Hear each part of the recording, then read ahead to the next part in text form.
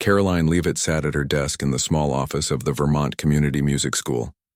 The afternoon sun came through the window as she graded her students' music theory homework. At 23, she was the youngest teacher at the school, but the children loved her gentle teaching style and endless patience. The door opened and Mary, the school secretary, walked in with the mail. "Something fancy came for you today," Mary said, handing Karoline a cream-colored envelope. Karoline looked at the thick paper with her name written in beautiful handwriting. She didn't get mail like this often. Most of her mail was bills or advertisements. She carefully opened the envelope and pulled out an invitation card. Her eyes grew wide as she read it. "I don't believe it," she whispered. "What is it?" Mary asked, curious about Karoline's reaction. "It's an invitation to the annual Music Masters Charity Gala in New York City," Karoline said, her voice shaking a little. "Hosted by Victor Harmon." Mary gasped. Everyone in the music world knew Victor Harmon. He was one of the most famous pianists alive, known for his perfect technique and brilliant performances. He was also known for his harsh criticism of other musicians. "How did you get invited to that?" Mary asked. Karoline shook her head. "I have no idea." She read the note attached to the invitation. It says one person will be chosen to perform alongside Victor Harmon during the gala. The event raises money for music education programs. Just then, Paul Mitchell, the director of the music school, walked by. He stopped when he saw the excitement on their faces. "What's going on?" he asked. Mary pointed to the invitation in Karoline's hands. Karoline got invited to Victor Harmon's charity gala in New York. Paul's eyebrows shot up in surprise. "Really? Let me see that." He took the invitation and read it carefully. "This is amazing. Do you know what this could mean for our little school if you attend, the connections you could make?" Karoline bit her lip. "I don't know if I should go." "Why not?" Paul asked, looking confused. Karoline flexed her left hand, feeling the familiar stiffness in her fingers. 3 years ago, she had been in a car accident that damaged the nerves in her left hand. Before the accident, she had been on her way to becoming a concert pianist. Now she couldn't play complex pieces without her hand failing her. "You know why?" she said quietly. Paul's face softened. "Karoline, no one is expecting you to perform. Just go, represent our school, meet people. It could open doors for our students." Mary nodded in agreement. "He's right. Plus, when was the last time you took a trip to New York? It would be good for you." Karoline looked down at the invitation again. The gala was in 2 weeks. She had enough savings for a train ticket and a night or two in a budget hotel. Maybe they were right. Maybe she should go. "I'll think about it," she promised. That evening, Karoline returned to her small apartment above the local bookstore. It wasn't much, but the rent was cheap, and she could practice piano after hours without bothering anyone. She set her bag down and walked to the upright piano in the corner of her living room. She sat on the bench and opened the lid, revealing the keys she knew so well. Karoline placed her hands on the cool ivory and began to play a simple Chopin nocturne, one of the first pieces she had learned as a child. The right-hand melody flowed smoothly, but as soon as her left hand needed to play a complex pattern, her fingers stumbled. The beautiful music fell apart. Karoline stopped playing and closed her eyes, fighting back tears. Before the accident, music had flowed from her fingers like water. Now it came in broken pieces, never quite forming the perfect whole she heard in her mind. She had accepted that her dream of performing was over, which was why she had turned to teaching. She loved helping children discover the joy of music. But sometimes, like tonight, the loss of her own dreams still hurt. Her phone rang, pulling her from her thoughts. It was her mother. "Hi, Mom," Karoline answered. "Hello, sweetheart. How are you doing?" "I'm okay. Something strange happened today. I got an invitation to Victor Harmon's charity gala in New York. The Pianist. That's wonderful. Are you going?" Karoline sighed. "I don't know. It feels pointless. These events are all about networking and showing off. What do I have to show?" "Karoline." "Elizabeth Leavitt," her mother said firmly. You have plenty to show. You're a gifted teacher. Your students adore you. And despite what you think, you're still a beautiful pianist. Mom, we both know I'll never play like I used to. No, but you play like you do now, and that's still special. Her mother paused. Your father would have wanted you to go. Karoline felt her chest tighten at the mention of her father. He had been her first piano teacher, encouraging her from the time she could reach the keys. He had passed away a year before her accident. Sometimes she thought the worst part of her injury was that she could no longer play the songs he had taught her. I'll think about it, Karoline said again. After hanging up, she walked to her small kitchen and made a cup of tea. The invitation sat on her coffee table, catching the light from her lamp. Karoline picked it up again and read the details. The gala would be held at the Plaza Hotel. Guests were expected to wear formal attire. The event would feature performances by Victor, Harmon, and other notable musicians. Karoline opened her laptop and searched for Victor Harmon's latest performances. A video appeared of him playing at Carnegie Hall just last month. His fingers moved across the keys with incredible speed and precision. The audience gave him a standing ovation that lasted nearly 5 minutes. What would someone like him think of someone like me? She wondered aloud. Victor Harmon was known not just for his talent but for his harsh words about musicians he considered beneath his level. He had once made a young violinist cry during a master class by suggesting she should consider a career selling violins rather than playing them. Karoline closed the video and stared out her window at the quiet Vermont street below. New York seemed a world away from her simple life here, yet something inside her wanted to go, to see what would happen, to step out of the safe little world she had built for herself after the accident. She picked up her phone and called Susan, another teacher at the music school and her closest friend. Do you still have that black dress you wore to the school fundraiser last year? Karoline asked when Susan answered. Yes, why? I need to borrow it. I'm going to New York. Susan squealed with excitement. You're going to the gala? That's amazing. But wait, will my dress fit you? We're about the same size. I'll come by tomorrow to try it on. After they hung up, Karoline returned to her piano. This time she placed only her right hand on the keys and played a simple melody. It wasn't the complex music she once played, but it was still beautiful in its simplicity. Maybe that was enough. The next 2 weeks passed in a blur of preparation. Karoline arranged for another teacher to cover her classes. She bought a train ticket to New York. Susan's black dress fit perfectly with a few small adjustments. Before she knew it, the day of the gala arrived. Karoline stood in her apartment, looking at herself in the full-length mirror on her bathroom door. The black dress was simple but elegant. Her blonde hair was pulled back in a neat bun. Around her neck was her mother's pearl necklace, the only piece of fine jewelry she owned.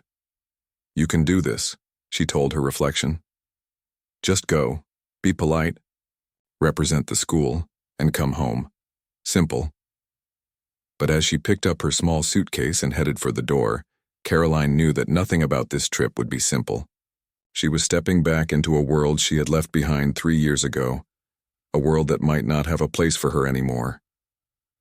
Still, for the first time in a long time, she felt something other than resignation. It might have been fear, or it might have been hope. Either way, it made her feel alive. Karoline stepped off the train at Grand Central Station and was immediately swept up in the rush of people.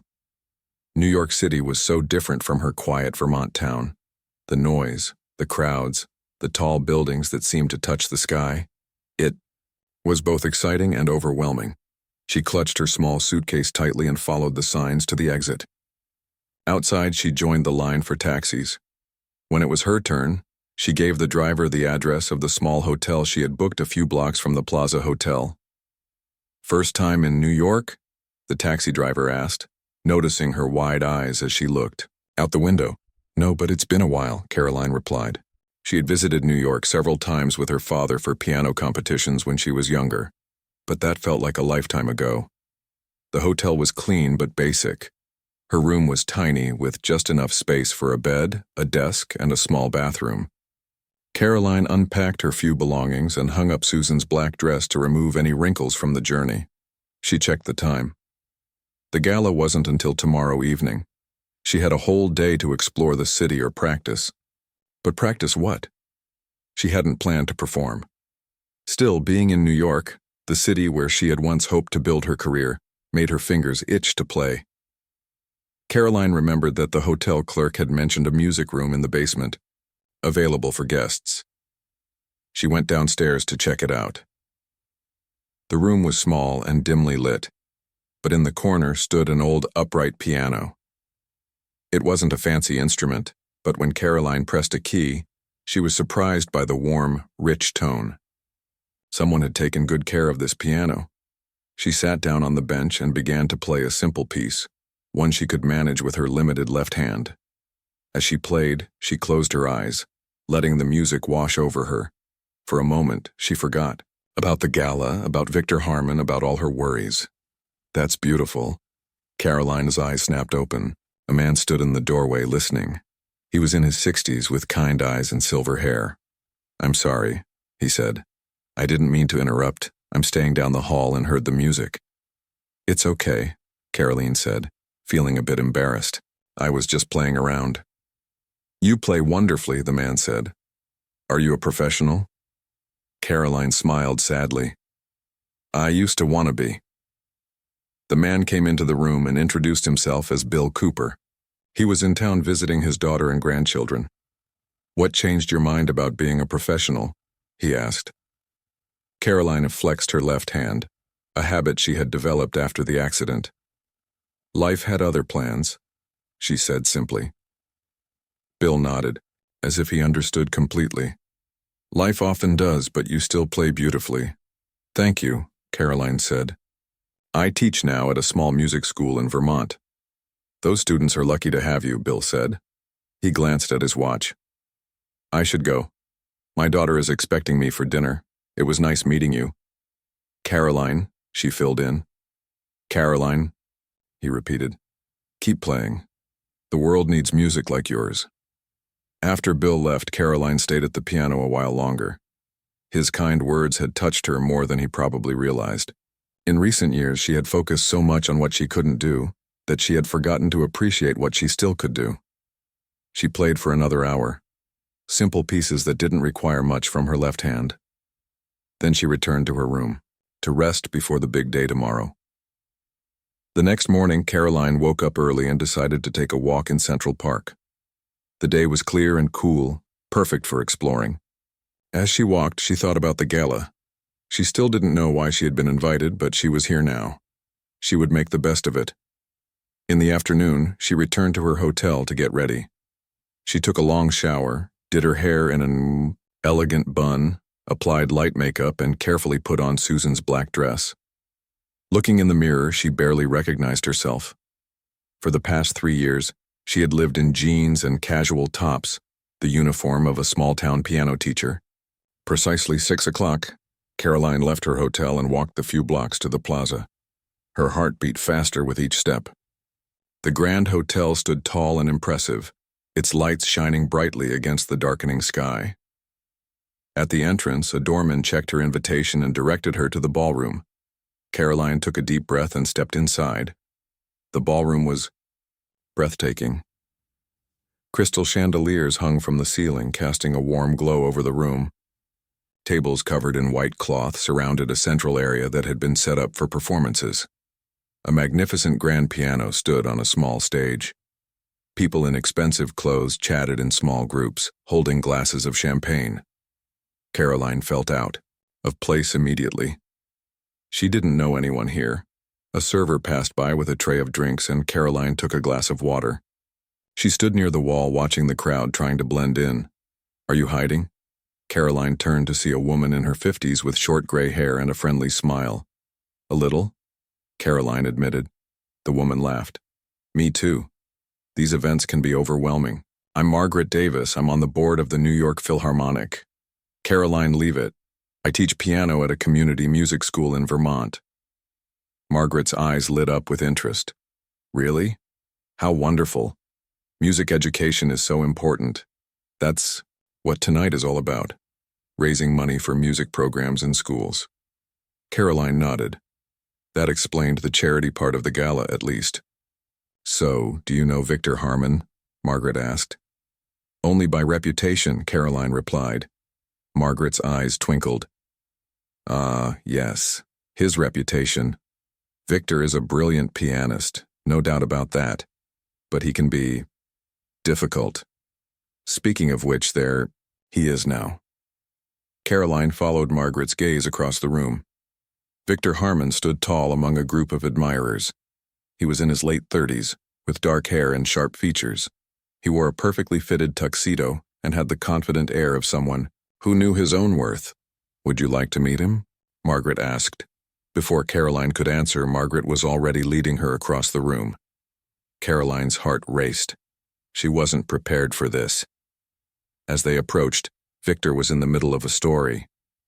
And then I told the conductor that his tempo was all wrong. The poor man didn't know what to do. The people around him laughed politely. Victor's eyes, cold and calculating, scanned the room as if looking for more important people to talk to. Victor, Margaret said, interrupting his scan. I'd like you to meet someone. This is Karoline Leavitt. She teaches piano in Vermont. Victor turned his gaze to Karoline. His eyes moved over her, taking in her simple dress and nervous expression. His lips curved into a small smile that didn't reach his eyes. How quaint, he said. And where did you study, Miss Leavitt? Middlebury College, Karoline answered, trying to keep her voice steady. Victor raised an eyebrow. Not a conservatory? How interesting. And what pieces do you teach your students? Twinkle, twinkle, little star. The people around him chuckled. Karoline felt her face grow hot with embarrassment. Actually, she said, right now my advanced students are working on Bach's two-part inventions. Victor looked surprised for a moment, then shrugged. Well, I suppose that's appropriate for children. Tell me, Miss Leavitt, do you ever perform yourself? Karoline hesitated. I used to, she said finally. Used to? Victor pressed. What happened? Did you discover you weren't good enough? Margaret looked uncomfortable. Victor, that's not... It's all right, Karoline interrupted. She looked directly at Victor. I was in an accident. It damaged the nerves in my left hand. For a moment, something like sympathy flashed in Victor's eyes, but it was quickly replaced by his usual cold look. How unfortunate, he said, his tone suggesting he didn't find it unfortunate at all. Well, I suppose teaching is a good fallback for those who can't perform. Before Karoline could respond, a man in a suit approached Victor. Mr. Harmon, it's time to begin the event. Victor nodded. Duty calls. Enjoy the show, Miss Leavitt. You might learn something. He walked away, leaving Karoline standing there, her face burning with humiliation. Margaret touched her arm gently. I'm so sorry. He can be cruel sometimes. Karoline forced a smile. It's okay. I'm used to people underestimating me. But as they moved to their seats for the performance, Karoline felt a knot in her stomach. She had come here hoping to reconnect with the world of music she had once been part of. Instead, she had been reminded of why she had withdrawn from it in the first place. The lights dimmed, and a spotlight illuminated the stage. Victor Harmon appeared, bowing to enthusiastic applause. As he sat at the piano and began to play, Karoline had to admit that his talent was undeniable. His fingers moved across the keys with incredible speed and precision. The music he created was technically perfect, but as she listened, Karoline realized something was missing. For all his technical brilliance, Victor's playing lacked heart. It was like watching a machine, impressive but cold. When he finished, the audience erupted in applause. Victor stood and bowed, a satisfied smile on his face. He knew he had impressed everyone except Karoline, and somehow, as if he sensed this, his eyes found hers in the crowd. For a brief moment, they looked at each other across the room. Then Victor turned away to acknowledge the applause of his admirers. Karoline sat back in her chair, suddenly feeling very tired. She wondered if coming to New York had been a mistake after all. After Victor's performance, the host of the gala took the stage. He was a tall man with gray hair and a friendly smile. Thank you, Victor, for that wonderful performance, he said into the microphone. Ladies and gentlemen, welcome to our annual Music Masters Charity Gala. Tonight, we celebrate music and raise money for music education programs across the country. The audience applauded politely. Now, as many of you know, each year we select one guest to perform alongside our featured artist. This tradition began 5 years ago, when a young music student surprised everyone with her talent. Karoline froze in her seat. Was this why she had been invited? Surely they didn't expect her to perform. This year, the host continued, we've chosen someone special, someone who represents what our charity is all about, bringing music to young people. Karoline's heart beat faster. She looked around, wondering who the lucky person was. Please welcome to the stage from the Vermont Community Music School, Miss Karoline Leavitt.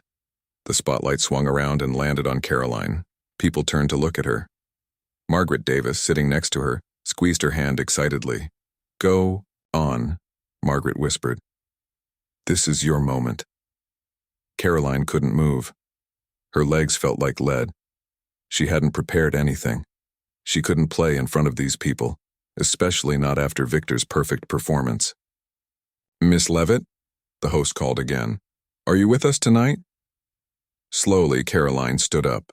The spotlight followed her as she made her way to the stage. Her mind raced. What could she possibly play? Most of her favorite pieces required two good hands. As she climbed the steps to the stage, she saw Victor Harmon watching her with a smirk on his face. He clearly expected her to fail. The host handed her the microphone. Miss Leavitt, would you like to say a few words before your performance?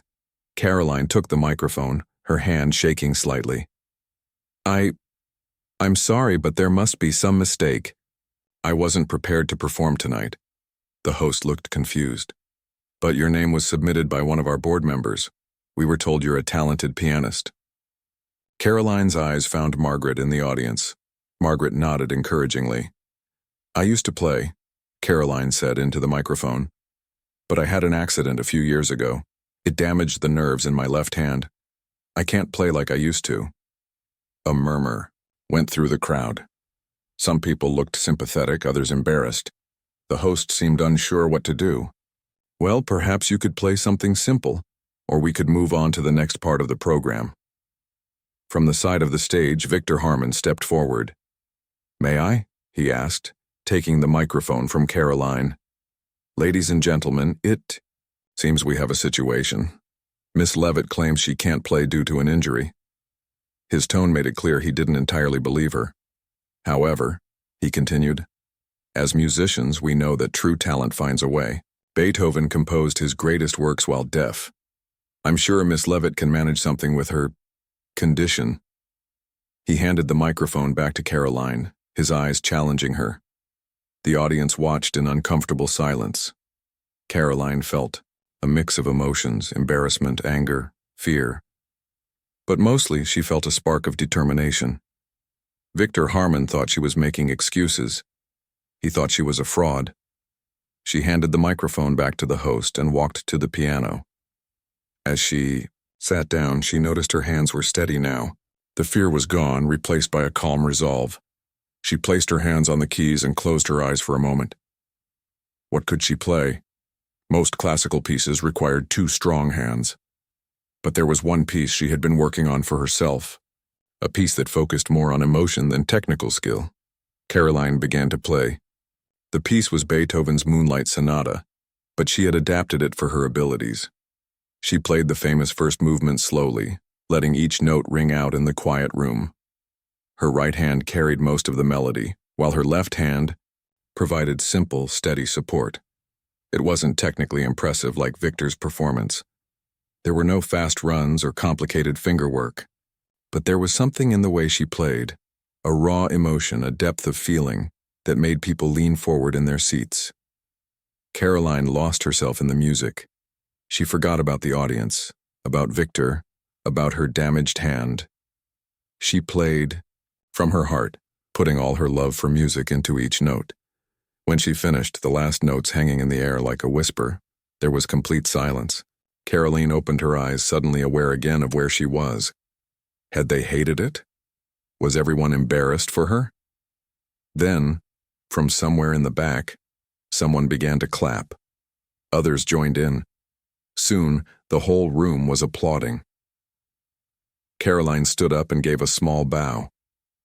As she turned to leave the stage, she caught Victor's eye. He wasn't clapping. His face was unreadable, but there was something in his eyes that hadn't been there before. A flicker of surprise, perhaps even respect. The host took the stage again, thanking Karoline for her moving performance. The program continued, but Karoline barely heard it. She returned to her seat, feeling drained but somehow lighter, as if a weight had been lifted from her shoulders. "That was beautiful," Margaret whispered to her. "You played with such feeling." "Thank you," Karoline said. "And thank you for submitting my name, I think." Margaret smiled. "I heard you were good, but I didn't know you were that good." After the formal program ended, people moved around the room, chatting and enjoying drinks. Several people approached Karoline to compliment her performance. An older gentleman who introduced himself as the director of a music school in Boston even asked if she would be interested in giving a guest lecture about teaching music to children. Karoline was talking to him when she felt someone watching her. She turned to see Victor Harmon standing a few feet away. When their eyes met, he didn't look away. Instead, he walked over to join them. "Miss Leavitt," he said, his voice different from earlier, less mocking, more thoughtful. "Your performance was unexpected." Karoline wasn't sure if that was a compliment or not. "Thank you, I think." The Boston music director excused himself, leaving Karoline alone with Victor. "You changed the arrangement," Victor said, "to accommodate your left hand." Karoline nodded. "I had to. I can't play the original version anymore." "It was clever," Victor admitted. "Not what Beethoven intended, of course, but effective in its own way." Karoline felt a flash of annoyance. Even now, he couldn't give a straightforward compliment. "Music isn't just about playing the notes exactly as written," she said. "It's about connecting with the audience, making them feel something." Victor raised an eyebrow. "Is that what they teach at community music schools these days? That technical precision doesn't matter?" "Of course it matters," Karoline said. "But it's not the only thing that matters. Your playing tonight was technically perfect, but..." She stopped herself, realizing she was about to say something rude. "But what?" Victor pressed. Karoline took a deep breath. "But it didn't move me. It was like watching a machine, impressive, but cold." She expected him to be angry, but instead he looked thoughtful. "You're not the first person to say that," he said quietly. Before Karoline could respond, a woman in an elegant blue dress approached them. "Victor, darling, we need to leave for the after-party," she said, taking his arm. Victor nodded to her, then turned back to Karoline. "It was interesting meeting you, Miss Leavitt. Enjoy the rest of your evening." He walked away with the woman, leaving Karoline standing alone, wondering what had just happened. Margaret joined her a moment later. "I saw you talking to Victor. What did he say?" "I'm not sure," Karoline replied honestly. "I think he almost gave me a compliment." Margaret laughed. "That's rare. You must have really impressed him." The gala began to wind down. People said their goodbyes and drifted toward the exits. Karoline was about to leave when a man in a suit approached her. "Miss Leavitt? I'm Sam Wilson, Victor Harmon's manager. Victor would like to invite you to join him for coffee tomorrow morning, to discuss music education." Karoline was surprised. "Me? Why?" Sam smiled. "Victor doesn't explain his reasons to me, but he seemed quite interested in your teaching methods. Will you come?" Karoline thought about it. Part of her wanted to say no. Victor had been rude and dismissive, but another part of her was curious. What did he want to discuss? "All right," she said finally. "Where and when?" Sam gave her the details. A small cafe near Central Park at 10 o'clock. Then he handed her a card with his phone number. "Call if you need anything. Good night, Miss Leavitt." As Karoline left the plaza and walked back to her hotel, her mind was full of questions. Why did Victor want to meet her? Was he planning to mock her teaching methods now, after mocking her playing? She had come to New York expecting nothing. Now she had played in front of a room full of important people in the music world and was meeting with Victor Harmon for coffee tomorrow. Whatever happened next, Karoline knew one thing for sure. She had proven something to herself tonight. Despite her injury, despite her limitations, she was still a musician, and no one, not even Victor Harmon, could take that away from her. Karoline woke up early the next morning. She hadn't slept well thinking about her upcoming meeting with Victor Harmon. Part of her wanted to skip it and catch the first train back to Vermont. But she knew she would always wonder what he wanted if she didn't go. She got dressed in a simple blue skirt and white blouse, the only other nice outfit she had packed. At 9:30, she left her hotel and walked toward the cafe near Central Park. The morning was bright and cool, with people hurrying to work or walking their dogs. The cafe was small and quiet, with just a few customers inside. Karoline didn't see Victor yet, so she chose a table by the window and ordered a cup of tea. As she waited, she watched people pass by outside, wondering what Victor would say to her. Would he criticize her playing again, or did he have something else in mind? At exactly 10 o'clock, the door opened and Victor Harmon walked in. He looked different in casual clothes, dark jeans and a gray sweater, more like a normal person than the intimidating figure from the night before. He spotted Karoline and walked over to her table. "Miss Leavitt," he said, sitting down across from her. "Thank you for coming." "You can call me Karoline," she said. Victor nodded. "And I'm Victor." He ordered a black coffee when the waitress came. By then turned his attention back to Karoline. "I imagine you're wondering why I asked to meet with you." "The thought crossed my mind," Karoline admitted. Victor took a moment before speaking, as if choosing his words carefully. "Your performance last night, it made me think about music, about why we play." This wasn't what Karoline had expected. "What do you mean?" "I've been playing piano since I was 4 years old," Victor said. "I've won every major competition.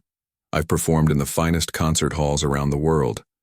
Critics call me one of the best pianists of my generation." He paused as the waitress brought his coffee.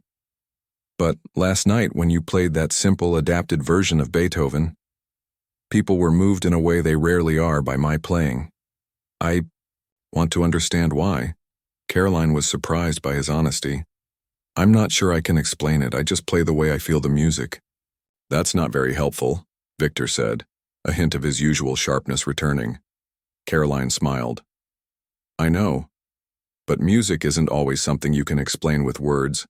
It's something you feel." Victor frowned. He was clearly used to more concrete answers. "Let me ask you this then. How do you teach your students to play with feeling? Surely you must have some method." "It's different for each student," Karoline said. "But I start by asking them what the music makes them think of. Is it happy? Sad? Does it remind them of something in their life? Then I help them connect those feelings to how they play the notes." Victor looked skeptical. "That sounds very unstructured." "It is, a bit," Karoline admitted. "But it works. My students may not become concert pianists, but they love music, and isn't that the point? To share the love of music." Victor sipped his coffee, thinking. "When I was training, we never talked about love. It was all about precision, technique, being better than everyone else. My teacher used to say, if you miss one note, the audience will only remember the mistake, not the 100 notes you played perfectly." "That sounds like a lot of pressure," Karoline said. "It was. It still is." Victor looked out the window. "Sometimes I wonder what it would be like to play just for the joy of it, not for the critics or the competitions." Karoline saw a side of Victor she hadn't expected, a glimpse of vulnerability behind his confident exterior. "You could try it sometime. Play something just for yourself, not for anyone else." Victor looked back at her. "I'm not sure I would know how." They sat in silence for a moment, each lost in their own thoughts. Then Victor straightened his shoulders as if remembering who he was. "I have a proposition for you," he said. "I'm starting a music program for gifted children, a summer academy. I have teachers for technique, theory, all the standard subjects. But I need someone who can teach what you were talking about, the emotional side of music. Karoline was stunned. You want me to teach at your academy? Yes, Victor said simply. I've seen how you play despite your limitation. I think you could help these students understand that music is more than just playing the right notes at the right time. Karoline didn't know what to say. It was an amazing opportunity. But she had her students in Vermont, her small but stable life there. I need to think about it, she said finally. Victor nodded. Of course, the program starts in July, so you have time to decide. He handed her a business card. My personal number. Call when you've made your decision. He stood up to leave, then paused. One more thing. Would you be willing to show me? Show you what? Karoline asked. How you teach. How you help students connect with the music emotionally. There's a piano in the back room of this cafe. The owner is a friend of mine. Karoline hesitated, then nodded. Okay. Victor led her to a small room at the back of the cafe. Inside was an upright piano, not as grand as the one from last night, but well maintained. Victor sat on the bench and looked at Karoline expectantly. What should I play? He asked. Something you know well, Karoline suggested. Something you've played many times. Victor thought for a moment, then began to play Chopin's Nocturne in E-flat major. His fingers moved across the keys with perfect precision. Every note was exactly right. When he finished, he looked up at Karoline. Well, what did you think? It was technically perfect, Karoline said. But what? But I couldn't feel what you were feeling. It was like you were just playing the notes, not the music. Victor frowned. I played every note correctly. Yes, but music is more than correct notes. When Chopin wrote this piece, he was in love. Did you think about that when you were playing? Victor shook his head. I was thinking about my fingering, my timing, making sure everything was precise. Try again, Karoline said. But this time, don't think about the technique. Think about a time when you felt deep love for someone or something. Let that feeling guide your playing. Victor looked skeptical but positioned his hands over the keys again. He closed his eyes for a moment, then began to play the same piece. This time there was a subtle difference. The notes were the same, but there was a warmth to them, a gentleness that hadn't been there before. When he finished, Karoline smiled. That was beautiful. Victor looked surprised. I made 3 mistakes. Did you? I didn't notice. I was too caught up in the feeling of the music. Victor stared at the piano keys, processing what had just happened. This is how you teach your students? Yes, Karoline said. Technique is important, of course, but I believe music should touch the heart, not just impress the mind. Victor stood up from the piano. You've given me something to think about, Karoline, thank you. As they walked back to the main area of the cafe, Victor seemed deep in thought. At the door, he turned to Karoline. My offer stands. Think about the summer academy. I think we could learn from each other. After Victor left, Karoline sat back down at her table, trying to make sense of what had just happened. The man who had mocked her yesterday was now offering her a teaching position. The world-famous pianist wanted to learn from her. She finished her tea and paid her bill, then decided to take a walk in Central Park before returning to her hotel. As she walked along the paths, watching children play and couples stroll hand in hand, she thought about Victor's offer. Teaching at his summer academy would be an amazing opportunity. She could work with gifted students, share her love of music, maybe even make some important connections in the music world. But it would mean leaving her small school in Vermont, at least for the summer. Karoline found a bench and sat down, pulling out her phone. She called Susan, her friend and fellow teacher. How did it go? Susan asked as soon as she answered. Did Victor Harmon really want to meet with you? Yes, Karoline said. And you won't believe what he offered me. She told Susan about the summer academy and Victor's invitation to teach there. You have to do it, Susan exclaimed. This is a once-in-a-lifetime opportunity, Karoline. But what about our school? My students? We'll manage without you for a summer, Susan assured her. Paul will understand. This is too important to pass up. After talking to Susan, Karoline felt more certain. This was an opportunity she never thought she would have again after her accident. A chance to be part of the music world she had once dreamed of joining. As she walked back to her hotel, Karoline felt a sense of excitement she hadn't felt in years. Whatever happened next, her life had changed because she had taken a chance and come to New York. Because she had found the courage to play again, despite her fears and limitations. Sometimes, she realized, the greatest limitation wasn't her injured hand. It was her own fear of failure. 3 months later, Karoline stood at the entrance of the Harmon Summer Academy for Gifted Young Musicians.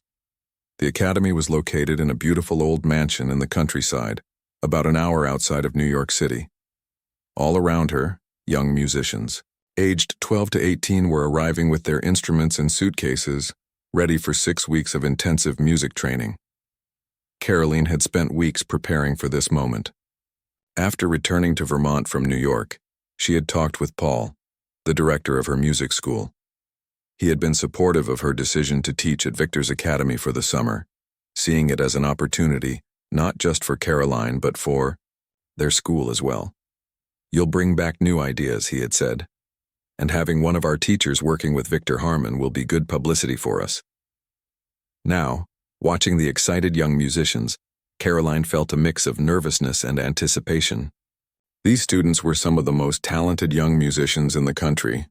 They had been selected through a rigorous audition process. What would they think of her teaching methods? Nervous? A voice asked behind her. Karoline turned to see Victor Harmon. He was dressed casually in khaki pants and a blue button-up shirt, looking more relaxed than she had seen him in New York. "A little," Karoline admitted. "These kids are used to the best teachers." "Which is why you're here," Victor said simply. "Come, let me show you around before the welcome dinner." Victor led Karoline through the mansion, showing her the practice rooms, classrooms, and performance spaces. The mansion had been converted into a music school with care, preserving its historic charm while adding modern amenities. "This is your classroom," Victor said, opening a door to a bright room with large windows overlooking the garden. Inside were a grand piano, several chairs, and a small desk. "It's beautiful," Karoline said, running her hand over the piano keys. "How many students will I have?" 12, Victor replied. "I've selected them specifically for your class on emotional expression in music. Some of them are like I was, technically skilled but lacking in emotional depth. Others already play with feeling but need help channeling it effectively." Karoline nodded. She had been thinking about how to approach this class ever since Victor had offered her the position.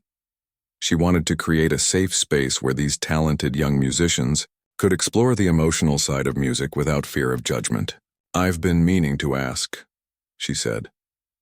"What made you decide to start this academy? You have a busy performing career." Victor was quiet for a moment. "After our meeting in New York, I did some thinking about my own training, about what's missing in classical music education. I realized I wanted to create a place where young musicians could learn not just technique, but artistry, where they could become complete musicians." Karoline was touched by his sincerity. In the months since their meeting in New York, they had exchanged several emails about the academy, but this was the first time Victor had shared his personal motivation. "That's a wonderful goal," she said. "Whether I achieve it remains to be seen," Victor replied with a small smile. "Now let's continue the tour." That evening, all the students and teachers gathered in the dining hall for the welcome dinner. The Yaziyada hall was elegant, with long tables set with white tablecloths and flowers. As everyone found their seats, Karoline noticed how the students whispered excitedly, many of them stealing glances at Victor. Once everyone was seated, Victor stood to address the group. "Welcome to the first Harmon Summer Academy," he said. "You were selected because you all show exceptional promise. Over the next 6 weeks, you will work harder than you ever have before. You will be challenged. You may even fail sometimes. But if you are willing to put in the effort, you will leave here better musicians than when you arrived." The students listened attentively, some looking nervous, others determined. "Our faculty includes some of the finest music teachers in the country," Victor continued, introducing each teacher. When he came to Karoline, he paused. And finally, Karoline Leavitt, who will be teaching a special class on emotional expression in music.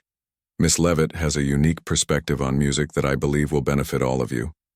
After dinner, a tall boy with dark hair approached Karoline. Miss Leavitt, I'm Eric Nelson. I'll be in your class. Nice to meet you, Eric, Karoline said. What instrument do you play? Piano, Eric replied. I've been playing since I was 4. My teacher says I could have a career like Mr. Harmon's if I keep working hard. Karoline nodded. That's impressive. Are you enjoying it? The piano, I mean. Eric looked confused by the question. Enjoying it, I guess. I mean, I practice 5 hours a day. I've won 3 major competitions this year. That's not what I asked, Karoline said gently. Do you love playing? Eric hesitated. I don't think about it that way.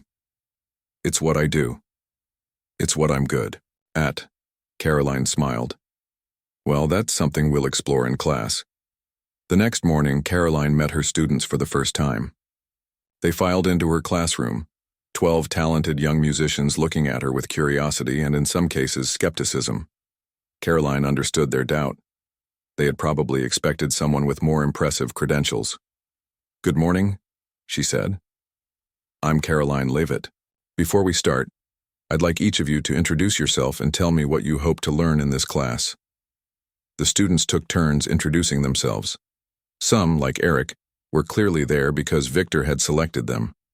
Others seemed genuinely interested in exploring the emotional side of music. Thank you, Karoline said when they had finished. Now, you may have noticed that I don't have the same background as your other teachers. I don't perform in concert halls around the world. I teach at a small community music school in Vermont. She flexed her left hand, a habit she still had. 3 years ago, I was in a car accident that damaged the nerves in my left hand. Before that, I was on track to become a concert pianist. After the accident, I had to find a new way to connect with music. The students watched her with increased interest. In this class, we're going to explore what music means to each of you. Not just how to play the notes correctly, but how to make those notes speak to the people who hear them, how to put your heart into your playing. Over the next few weeks, Karoline worked closely with her students. Some, like Eric, were resistant at first, focusing only on technical perfection. Others embraced the opportunity to explore the emotional side of music. One afternoon, as Karoline was working with a young violinist on a particularly emotional piece, she noticed Victor standing in the doorway of her classroom listening. He nodded to her but didn't interrupt. Later, after class, he approached her. Your methods are unconventional, he said. But I can see the difference in the students. They're playing differently, especially Eric. Karoline smiled. Eric had been her biggest challenge, but recently he had begun to open up, to play with more feeling. He's very talented. He reminds me of you, actually. Victor raised an eyebrow. Is that a compliment or a criticism? Karoline laughed. Both, maybe. He's technically brilliant but needs to connect with the music on a deeper level, just like you did. Did? Victor asked. Past tense? You tell me, Karoline replied. Have you been practicing what I showed you? Victor looked slightly embarrassed. Sometimes, when no one is listening. And it feels different. The music feels different when I play that way. But it's harder to control, more unpredictable. That's the point, Karoline said.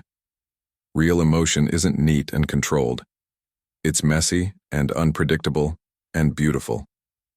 In the final week of the academy, the students prepared for the closing concert. Parents and music industry professionals would be attending, making it an important opportunity for the young musicians. The night of the concert, Karoline stood backstage, helping her students calm their nerves. They had all chosen pieces that allowed them to express themselves emotionally. Even Eric, who had selected a Chopin nocturne instead of the technically flashy piece he had originally planned. As the concert began, Karoline watched with pride as her students performed. They weren't all perfect. There were missed notes and small technical errors, but there was an authenticity to their playing that moved the audience. After the students' performances, Victor took the stage. For the final performance tonight, I will be playing Beethoven's Moonlight Sonata. Karoline was surprised. This was the piece she had played at the gala in New York, the piece that had started their unlikely friendship. As Victor began to play, Karoline could hear the difference in his playing. There was still the technical brilliance he was known for, but now there was something more, a vulnerability, an emotional depth that hadn't been there before. When he finished, the audience sat in stunned silence for a moment before erupting into applause.